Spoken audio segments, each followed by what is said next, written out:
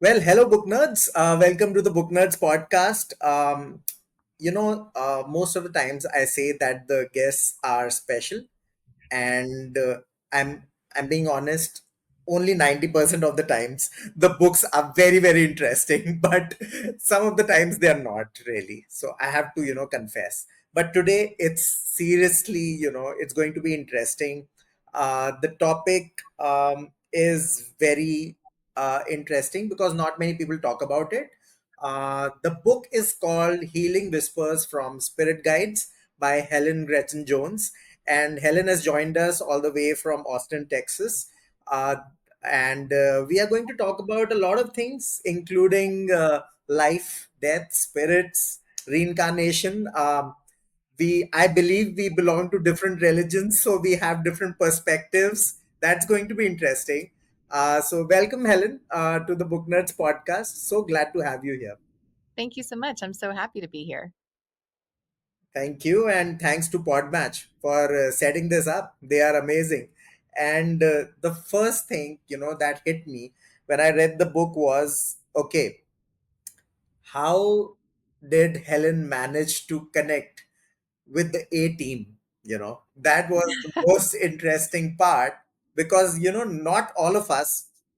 Last night I was watching Matilda with my family, and I was like, this girl has got such great powers.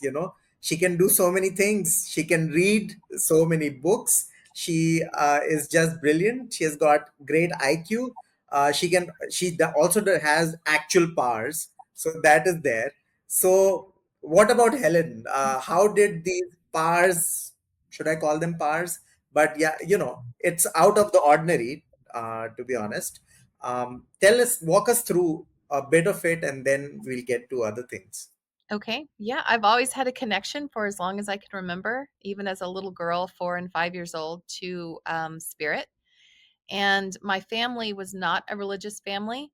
So when I would get overwhelmed as a little girl, I would go sit in an empty bathtub and just focus on the silence. And that's where the voice or spirit would find me. And their words were always hopeful and kind and beautiful, and it just really put things into a nice centered focus so that I wasn't focused so much on whatever my little problem was. So I don't know, as I got older I really grew to start this really nice friendship with my team in spirit, who I call A team, and we continue working together today. That's just amazing. For those who have not read the book, can you define it further? The A team, because I've read the book, I know what the A team is, and I mean, at least I've got a sense of it. So, can you define it a bit further for everybody who's watching or will be listening? Sure. So A team is a collective in spirit, but sometimes I can differentiate between different personalities. Sometimes they're male, sometimes they're female. But I like to call them A team because sometimes a new spirit or being will step in to help me along my path and then step back out, and I may or may not see them again. So they're just a collective spirit team um, that helps me help others, really. Okay. Okay, that's super interesting. So, guys, Helen helps those who are nearing death, and kind of very compassionately. It's a very professional process, I must say. And here in India, if I would mention this to anyone, they'll probably think I'm cuckoo, to be honest, because we are so scared of death. It's so taboo here. I don't know about the West, but it is so taboo. We don't really want to talk about death. When it nears, we get more jittery, to be honest, and yeah, it's tough. And even after death, when we kind of have to go through so many things, there's trauma and so much going on. Like, I lost my parents, and I still can't figure out how to deal with it. So tell us more about this process of kind of helping people. And I read a couple of chapters where there were patients with terminal illness and all those things. So perhaps with an example, if you could share an example and tell us more. Sure. So, when a person, so as a death doula, it's death is taboo everywhere, really. Nobody wants to talk about it. It's almost like it's bad luck or they're jinxing it and they're going to bring it on somehow. And even when we're ill and we're trying to get treatment, we're fighting that illness. We're trying to fight death. And so Right. death is always is something we're trying to avoid all the time. But the truth is that death comes for the healthy and the sick, the young and the old. It comes for every single being, human, animal, plant. There's no escaping it. And so my goal is definitely to normalize discussing death and to normalize spirituality around death, because Right. spirituality around death is what ultimately gives people hope that life is eternal, that there's something more than this one physical body. And that's where I put a lot of my focus. Helping someone transition, which is what I call it because I think it's moving from this focus to another, is actually joyous because I do get to witness people standing outside of their bodies before they take that final breath. And when I talk about this, it was someone else that brought it up to me that that information is supported by people with near death experiences who are floating at the hospital ceiling, for example, while CPR is being done on them. Yeah. So when they're dying, they don't have to experience the trauma of CPR and cracking ribs and all the stuff that comes with that Mhm. dramatic trying to save someone's life. Mhm. It's the same thing when we're taking our final breath. We don't have to be in our bodies while the body is naturally shutting down and returning to the earth and going through its natural process. We can pop out of it. And so often that's what my experience has been. These people, as they die, are not in their bodies for that final breath. Um, and working with people of different religions is so important too. I did have one patient who was from India, actually. Okay. Um, Okay. I changed his name. I'm gonna call him Mr. Arjuna, and Yes. he was, I gotta tell you, one of my great loves. He was on hospice, which is, I don't know if you have hospice in India, but it's a program here that services people who are dying, and he was on hospice for Okay. 5 years. Okay. It's a long time. And we really got to know each other. And his wife had transitioned 30 years before he did. And Okay. according to his Hindu faith, she Mhm. should have already reincarnated. But Yeah. she, Yeah. right after 30 years. But at end of life, he was seeing his wife standing at his bedside. And Mhm. this was a little distressing for him Mhm. because it went against his teachings and his faith a little bit. So in that moment, it wasn't about questioning what parts of the faith are legit or not. It isn't about that. You're looking to help them find peace. So we Mhm. talked about how maybe she's a vision. Maybe time in after we transition is different. Maybe our 30 years here on earth is different than 30 years in the next dimension. So we negotiated all sorts of reasons why his wife could still be there and not go against his faith. Um, but that's just one example. When he transitioned and he left his body, he Mhm. came and actually communicated with me. And that's Okay. how I knew that he had already passed because I wasn't there for his final breath. And Okay. when I got that call, I'd already known because he was standing in Yeah. my bedroom with me. It's the most beautiful stuff that can happen. And I encourage everyone to be open to such an amazing shared death experience. And that's, I mean, some people would long for it, because I know of so many people, including me, who would want to, communicate with your family members and perhaps say something which was left. I mean, we are selfish people. I mean, we would really want to communicate all the time. But I guess there are only a few number of people who can actually do it, because you have put in the effort. I mean, please take us through how you kind of, honed this sort of ability. Because I read in the book that you had this little, corner in your house where you would just go, and that was your kind of, haven or nook where you would, practice your meditation, and perhaps just hone the art getting info. I mean, you interacted with so many people. I read in the book itself that you have, developed it over a period of time. So it was not the same the first day. So tell us more about your nook where you kind of, go back to. Is it still there, or how does it work? Yes. So my nook started out as a little tiny coat closet under the stairs. Like one person could fit in it, and that was me.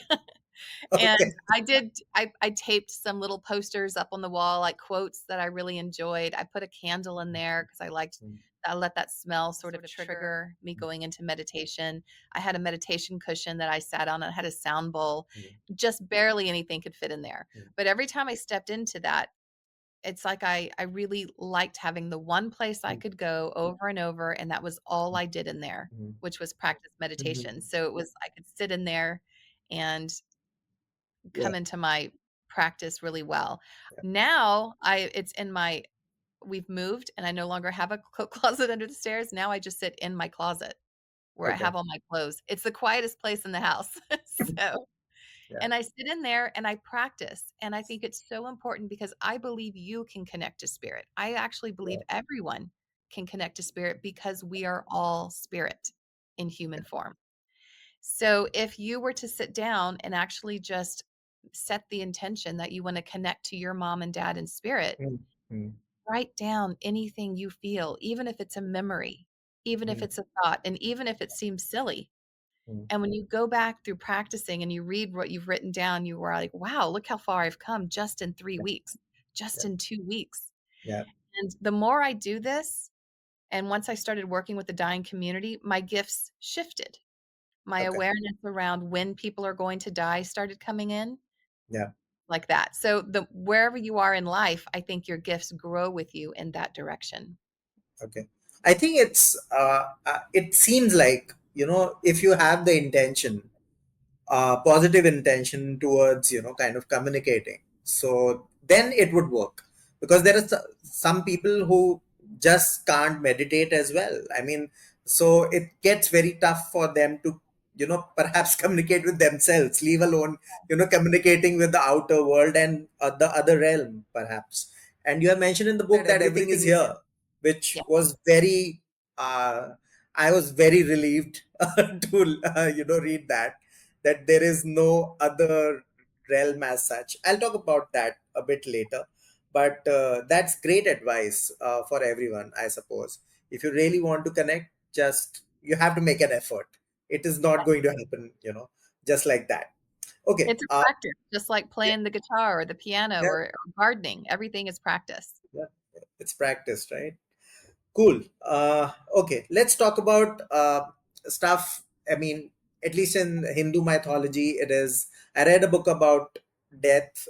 There's this amazing author. His name is Devdutt Patnaik, and he wrote about death, and he has mentioned several things, including reincarnation. And right now, interestingly enough, uh, we in India are on the last day of a period of time where we kind of pay respect to the left souls. That is like about 10 days of paying respect. So this is the final day, and this session is happening for a reason. It's not a coincidence. I'm pretty sure about it. So that's very interesting for me. So what are your thoughts about reincarnation? Because we in Hinduism, it is talked about a lot, and there are multiple lives. And what's your take on that, and what does the A team think about this? Because that's very important. Okay. So I do believe in reincarnation as in some way. I don't think I believe in it in the traditional sense. So Okay. when I got my certification as a past life regression hypnotist, where Mm. we hypnotize and go into past lives, Yeah. my team in spirit, A team, would meet with me after my teacher would meet with me. And Yeah. they would say, it's important to remember that you are one life Mm. having many experiences. So it's not like we're having one life after another life after another life. It's one life one being, one soul, having many experiences. Okay. And whenever we die Yeah. and we decide we want to reincarnate and experience physical reality again, limited physical reality again, we get to choose the moment in time and space we would like to enter, because time and space is only relevant in our physical three-dimensional world because it gives us an end. It allows us to leave, to exit this reality. Yes. Yes. Otherwise, it goes on forever and ever. So that's the reason time and space is important. It's just so we can have a beginning and an end to our lessons. Right. But when we're out of our body, we're like, oh, look, we can go to India in 1300. We can go to Austin, Texas in 2050. We can choose where we want to reincarnate. And our reincarnation is not dependent upon how good or bad we were in a physical life, because my team in spirit says we are loved unconditionally. We are not judged except for by ourselves. Mm. And there isn't it doesn't matter how bad you were in this society, because Mm. some of those rules were different 800 years ago, Yeah. Yeah. and they'll be different 800 years from now. So there isn't a set rule of good and bad. Okay. It really is about experiences and following Okay. your joy. And so Okay. that's how I believe reincarnation is. There goes karma. I mean, because you know, I'm very near to a place where the entire India and many people from across the globe come and dip in the Ganges river and get rid of their sins. So what happens to all of that? Is it irrelevant? What? Because I mean, I have always been skeptical about it, but what are your thoughts on karma then? Is there something like that, or we're just speculating?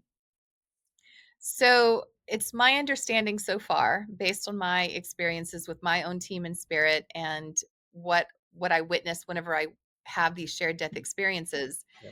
is that karma is something we place on ourselves. Okay. So if So I say, "Oh my gosh, I've done something sinful, I'm going to have to pay for it."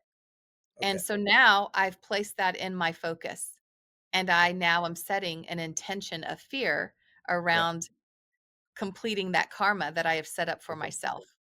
Okay. So it's more like that. I'm creating that karma for myself Okay. because of my intention and belief in it. Okay. However, dipping into the Ganges and cleaning off all of your sins is a ritual. And rituals are important for human beings because it makes them feel as though they have a fresh start. Just like my ritual of sitting in the closet under the stairs and lighting that candle, Mhm. it puts me in that mindset, Okay. and then I can learn from there and grow from there. So when you go and wash your sins in the Ganges, set the intention to really wash your sins away Yeah. and give yourself that fresh start, Okay. because it's all about what you focus on. Yeah. Cool. Then it's fine. Then it's fine because Yeah. a lot of people are doing it, and I think good for them. And whoever does it, I've done it sometimes, but I have never really believed in it. So I'll try to think about it deeply, perhaps later. Okay. What are the experiences which have surprised you, because there are many in the book, and I would encourage everyone who is going to watch this or listen to this to get a copy of this book, because guys, you wouldn't have read anything better. I can vouch for that. My uh, 3 to 5 days have been just incredible. It has really been therapeutic. So, what are the experiences that have surprised you? Because over a period of time, you must have, gotten used to this. I mean, many experiences would have been similar, perhaps. Mhm. Uh, I'm just guessing. But what was the experience that surprised you? That, oh my gosh, okay, this is a first. Yes, my most surprising experience was relatively recently, and it's in the book, and it's with a patient named Mr. Virgil. Yeah. And what was so fantastic about this experience was it supported the teachings from my team in spirit that we are multidimensional beings, that we are more than just our physical selves. And when he was transitioning, I was sitting bedside with him and very much aware that I am holding his hand in the hospital, physical me, physical him in the hospital. Then all of a sudden, the hospital became this incredible field of flowers, this meadow, blue skies, green grass. And let me tell you, every single thing emanated light. Every blade of grass, Wow. every single leaf emanated life. And it had a tone or a song. There wasn't like a beat, it was like a melody of some sort. Everything had this humming or this tone or sound that came from it. Every blade of grass, every leaf, every little twig, every single thing, the flowers. And so as I'm standing in this in-between world, I realize I'm in two worlds at once. I am physically in the hospital with Mr. Virgil, and then I am somewhere in between in Okay. this amazing world with Mr. Virgil. Also, he's standing beside me. He is fearful of dying. He's having Mm, panic attacks and he's afraid of moving forward and he's dying alone. He doesn't have family with him.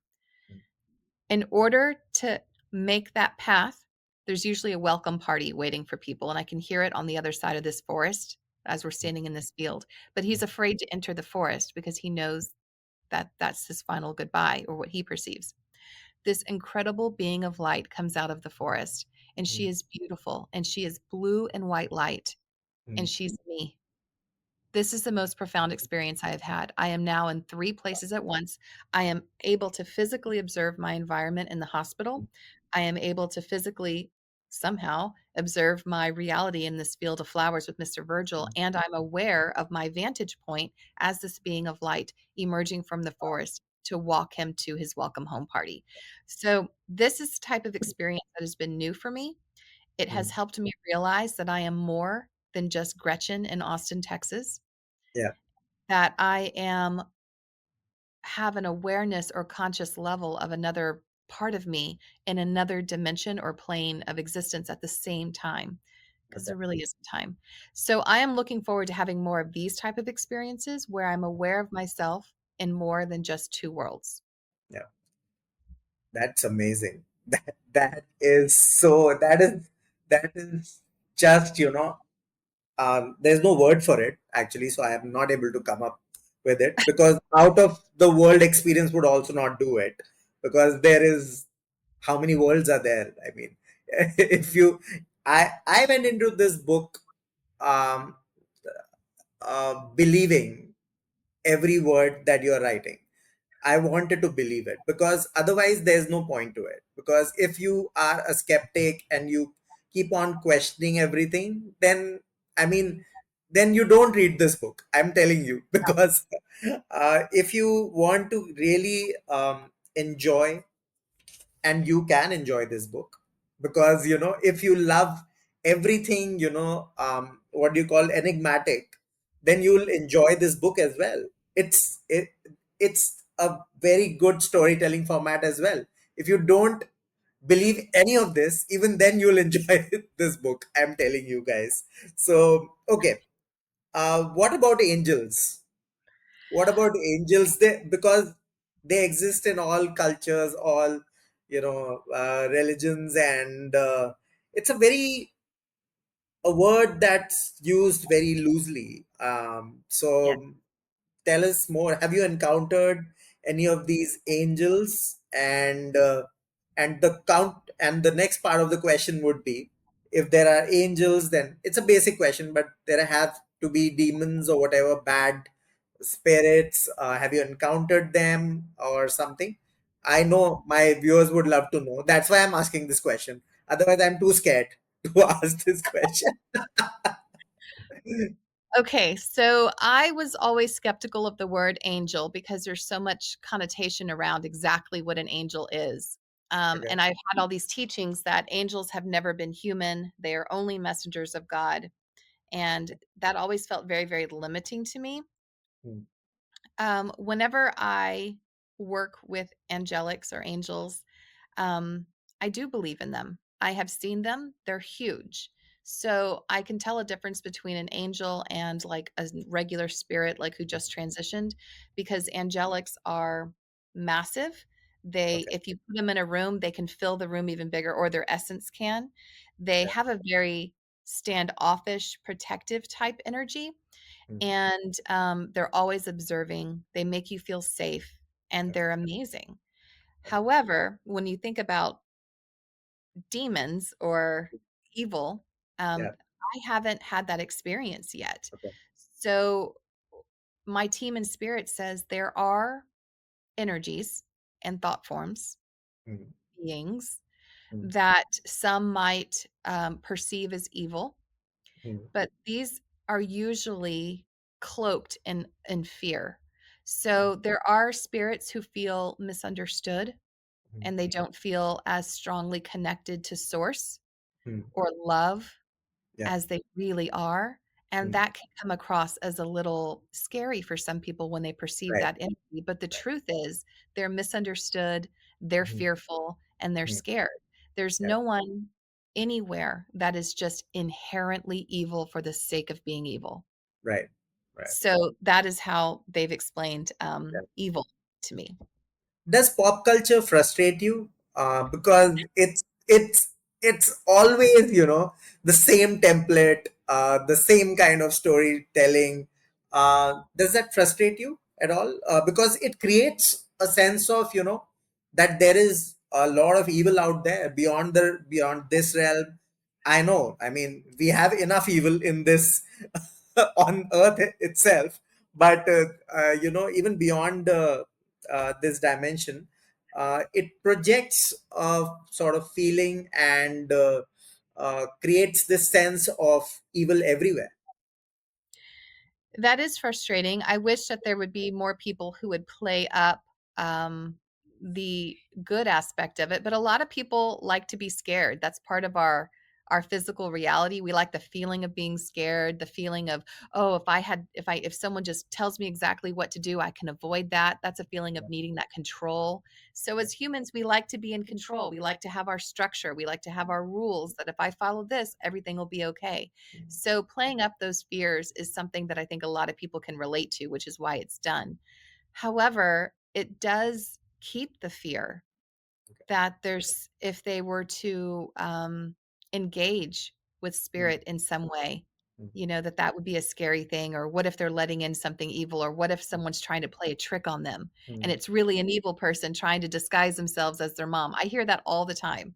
Okay. And I'm just that's not but been my experience so far. And spirit typically in my they're loving and it's kind just like you. Yeah. You're a person and you want good stuff for yourself and you want good stuff for those that love you and that who you love. It's just like that. And Okay. love is really what all spirit is coming from. So it's Yeah. a good thing. In the book, you share that you can communicate with spirits with your family member, and first I think so they were not so receptive, but a personal encounter changes all of that. I think it was your dad, which kind of changed everything. um, do you encounter people who kind of uh, antagonize you perhaps, because you do this day in and day out? So has that happened to you? Only online. Okay, People okay, don't typically say it to my face. They're very kind to my face. okay, In front of me. Online, they feel braver, okay. to say things like scammer, liar, Mm-hmm. let Jehovah bless you, or, Okay. this is the devil's work. I hear Mhm. that all the time online. Okay. And I just have to let that go because I'm not going to be everyone's cup of tea, quite frankly. And Absolutely. and I mean, this is something that there's not a whole lot of information out there on it, but it has completely transformed my perspective around life.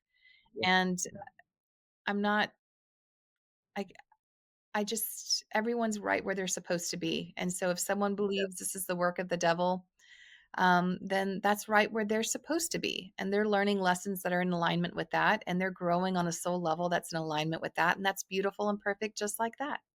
yeah. I think so. We all don't take comments too seriously. There are some very constructive comments and very beautiful comments, but many of them are just plain evil, if there is any. So, my final question for you is, about salvation and moksha, as we call it in Hinduism. A lot of us are running after it, and we have to do good deeds. We do good deeds, we'll be rewarded, and we'll be in the right place. So, is there something like that? Uh, do we go after all this, or just do good in this realm? So, um, do you have to do good in order to have a beautiful spirit life? No, you do not have to do good. Okay. However, I have found that people who want to do good are doing good for a reason. They're doing it Okay. because they feel fulfilled by being of service to others. Mm. They feel fulfilled on their own as a soul for helping someone find their voice, for helping someone find the story that they need to tell, for helping someone, who had a flat tire on the side of the road. It makes them feel fulfilled. And when your soul feels fulfilled in some way, you're in alignment with right where you're supposed to be with your soul's, Yeah. perfect growth and lesson. So I find that when people want to be of service, it's because they truly want to on a soul level. And when you are doing what your soul needs and soul wants, life gets easier. Life seems lighter. You Yeah. offer people more grace, you're less judgmental, and the world becomes a better place. Do you have to So, do it for a better life in the spirit world? No. Do you want to do it for a better life right here, right now? Yeah. yeah. Awesome. That's a great answer. And I completely forgot to ask you about why did you write the book. That completely, I that's such a common question as well. But you already have this information, and you do this. Like, I checked out your website, and you have done so much for so many people. Why the book? And when was this published? I don't know the date of publishing. It just got published in August, so it's a brand new book. August 4th. Oh my gosh. Yeah. That's amazing. That's amazing. That's cool. Congratulations then. Thank I you. can't, I didn't know the publishing date. Yeah, it just happened. And 3 years ago, I was laying in bed and I heard, one of my team members in spirit who, his voice usually I hear them inside my head, but his voice came as if he was right here, but I couldn't see him. And he says, "You're going to write a book." And I was like, Oh, "Write a book? I have no interest in writing a book." Never okay. have, by the way. What would I even write about? And he said, write what you know. And it will take you it'll cover a lot of information and it will Mhm. take you approximately 2 years to write. It took me 2.5 years. So they were right about that. And it does cover a lot of information. It talks loads of I information in there. I can vouch for it, and I mean there are several voices in there. Sometimes it's the A team talking. Sometimes it's your perspective. Sometimes there are encounters where you are kind of having an out of body experience, if I can call it that. There's so many things happening in the book. That's why I said everybody should pick it up, and that it's amazing. Thank So we'll talk about. Um, okay, I really wanted to talk about the publishing process, but I think so. I've asked many questions, and I'm feeling very satisfied you. Good. with whatever we have talked about. Perhaps in another podcast later, or this year or next year, we can talk about the publishing process as well. Sure. But this was so cool. Thank you so much for enlightening us with all the concepts that we all are confused about. And especially I'm going to pay more heed to your suggestion to kind of think deeply about death, and try to communicate with people I have lost. So Yeah. I will do that. Thank you so much for that. Thank you. And thanks for writing the book. Guys, the cover of the book will pop up somewhere here or here. Uh, I don't have the physical copy. I don't think so. It's in India. So Helen was kind enough to send a copy to me via email. So I have that on my Kindle, but you can check it out. I think you would be able to find it on Amazon US, I suppose. And do read it, do order it, and let us know in the comments how you felt about the book, positive, negative, whatever. Just let us know and leave that Amazon review. That helps the author uh, to spread the good word about whatever she is writing about. It's an amazing book, Healing Whispers from Spirit Guides by Helen Gretchen Jones. Thank you so much for being on the Book Nerds podcast. Thank you so much. I really enjoyed it.